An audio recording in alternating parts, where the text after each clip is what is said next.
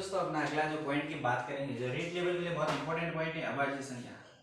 Prime numbers बोला जाता है दोस्तों यानी वे संख्या जो एक व सव्यम से विभाजित होती है, जिसके अंदर एक का भाग भी जाता है और सव्यम का मतलब खुद का भाग जाता है। जैसे मैंने कोई नंबर लिया, उस नंबर में एक का भी भाग जाएगा, खुद का भी भाग जाएगा, तो उस प्रकार के नंबर को बोले जाते हैं अभाज्य संख्या।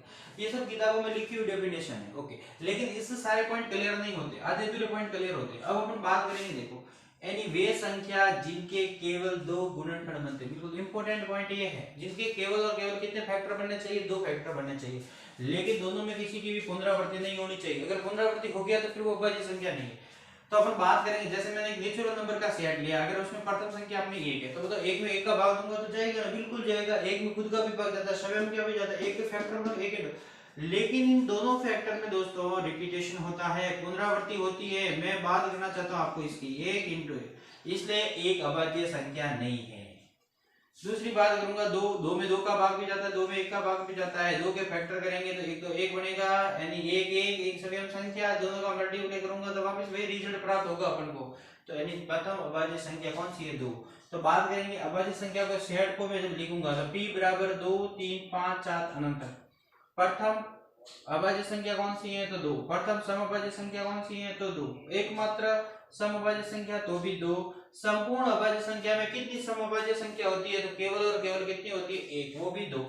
यदि b, एक बार क्वेश्चन पूछा, देखो उसको ध्यान से समझना, यदि b एक विषम अभाज्य संख्या, देखो ये क्वेश्चन उन्हीं लोगों के पास में सीधा सीधा क्लिक होता है जो लोग इसके बेसिक पॉइंट को ध्यान से, देखो आप क्या करते हो, ऊपरी दो चार क्वेश्चन कर लेते हो, उससे सोचते हो कि अपन के तो सारे डाउट क्लियर हो गए। नहीं, क्वेश्चन हमेशा बेसिक लेवल पे आते हैं, आपको स्टैंडर्ड आपका कितना स्ट्रांग है, बेसिक पॉइंट। देखो यदि b एक विषम अभाज्य संख्या है, यदि संपूर्ण अभाज्य संख्या में से संपूर्ण अभाज्य संख्या को a माना, तो बताइए a माइनस b क्या होगा। मतलब बात ये कहना चाहता हूं कि इसके अंदर जो टोटल अभाज्य संख्या 2 से लगाकर अनंत तक है, उसमें से मैं अगर विषम पॉइंट को घटा देता हूं तो वो पॉइंट अपने के पास में कौन सा आएगा, उत्तर 2।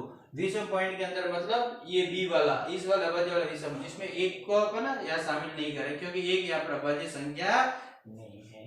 अब अपन बात करते हैं प्रथम विषम अभाज्य संख्या कौन सी होगी अपने पास में, 3। फिर अपन बात करते हैं आपको छोटे छोटे पॉइंटों को लेकर, एक से आपने पढ़ा होगा 1 से 100 तक कुल अभाज्य संख्या, 1 से 100 तक कुल अभाज्य संख्या कितनी होती है, बताइए कितनी होती है, 25। कितनी होती है, 25। 1 से 50 तक कुल अभाज्य संख्या, 1 से 50 तक कुल अभाज्य संख्या, 1 से 50 की बात करेंगे तो टोटल दो को कितनी अभाज्य संख्या होती है उसकी बात करेंगे तो कितनी होती है दोस्तों, 15। अब हम बात करेंगे 1 से 25 तक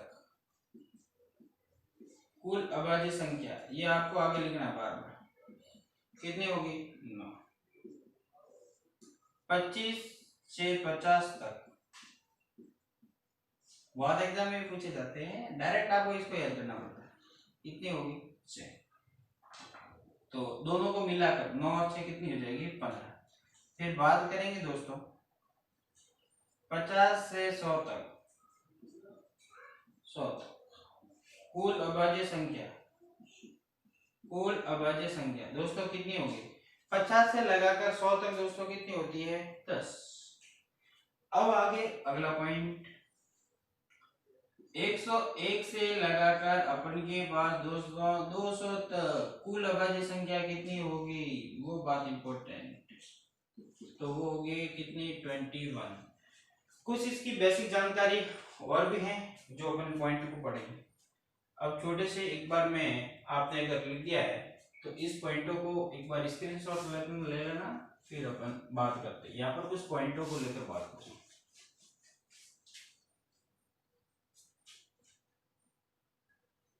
अगर बात करते हैं, मैं आपको एक कोडिंग नंबर सिस्टम याद करवाता हूं, आप एक कोडिंग को याद करें, 44 22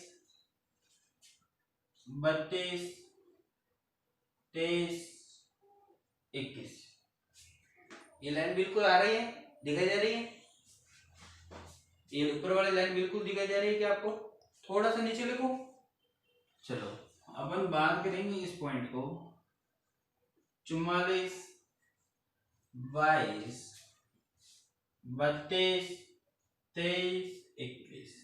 देखो इसे बहुत सारे पॉइंट क्लियर होंगे। अभी देखो आपको सामने मैं बात करता हूं दोस्तों 1 से 10 तक कुल अभाज्य संख्या कितनी होती है। 1 से 10 तक कुल अभाज्य संख्या कितनी होती है, कुल अभाज्य संख्या।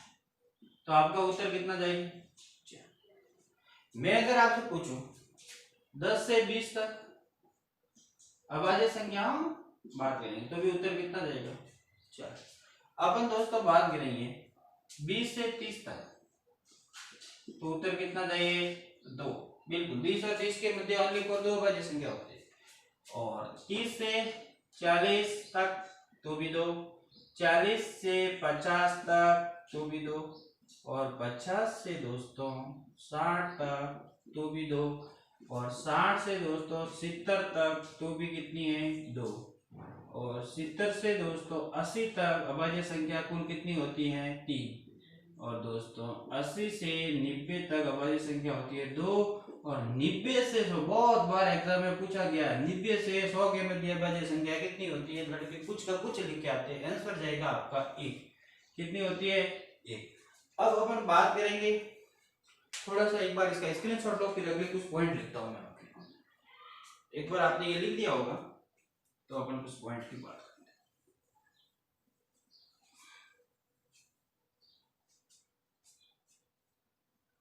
पहले वाला पॉइंट भी मिटा है आपने। चलो अब अपन दोस्तों देखो मैं इसमें लिखता हूं 1 से 10 तक कुल अभाज्य संख्या, कुल अभाज्य संख्या आप बार बार लिखते रहना। अभाज्य संख्या में एक बार आपको समझा देता हूं। तो बताओ 1 से 10 तक कुछ, अब एग्जाम में ये क्वेश्चन ये तो सबको आते हैं, ये तो रटे रटे पड़े हुए किताबों में, लेकिन ये पॉइंट अब पूछने शुरू हुए 1 से 10 तक कितनी होती है दोस्तों 4। 10 से 20 तक, 20 तक आगे लिख देना कुल अभाज्य संख्या कितनी होती है। देख लो कितनी होती है 4। ये अपना कॉन्टेक्ट नंबर है, आप व्हाट्सएप नंबर याद कर ले। बहुत सारे आप व्हाट्सएप नंबर याद करते हो, सर हमें याद नहीं रहता। याद दोस्तों जैसे आपको किसी भी आप एक्स पर्सन के कैसे याद करते हो, आपको पता है ना, जब एक्स पर्सन के कभी नंबर मिल जाते हैं, कॉलेज लाइफ आपने जी होगी तो वहां पर जैसे मिलते हैं वैसे याद करते हो, इसको भी वैसे याद करना है। ओके याद रहते हैं 10 नंबर ही है, ज्यादा नहीं। 44 22 नंबर की गाड़ी 23 में बैठ गए और 32 की घोड़ा बना दिया, और एक में आप पता नहीं कहाँ दौड़ गए। फिर बात करेंगे 20 से 30 तक कुल अभाज्य संख्या कितनी होगी। 20 से 30 तक आंसर कितना जाएगा दोस्तों 2। 30 से 40 तक दोस्तों कुल अभाज्य संख्या 30 से 40, फास्ट बोलिए 2।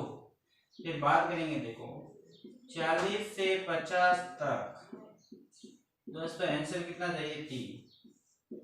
50 से 60 तक आंसर कितना चाहिए 2। 60 से 70 के मध्य कुल अभाज्य संख्या कितनी होगी, तो आपका 60 से 70 2। फिर अपन बात करेंगे 70 से 80 तक कुल अभाज्य संख्या, ये बार बार आपको लिखना है। 70 से 80 के मध्य 3 है। बात करेंगे 80 से 90 तक कुल अभाज्य संख्या कितनी होगी 2। और लास्ट वाला पॉइंट बहुत इंपॉर्टेंट, 90 से बहुत बार एग्जाम में किताब की लड़के कंफ्यूजन हो गए, पूरे टाइम याद करते उत्तर क्या है। छोटे पॉइंट की और बात करते देखो, एक अंक की छोटी अभाज्य संख्या, अंकों की बात कर रहा हूं, एक अंक की छोटी अभाज्य संख्या, अंक एक ही होना चाहिए अभाज्य संख्या। बताओ एक अंक की छोटी अभाज्य संख्या कौन सी होगी 2। दूसरा 2 अंकों की छोटी अभाज्य संख्या, तो वो अपने कितनी हो जाएगी 11। 2 अंकों की बड़ी अभाज्य संख्या, तो वो दोस्तों कितनी हो जाएगी 90। आगे बात करेंगे और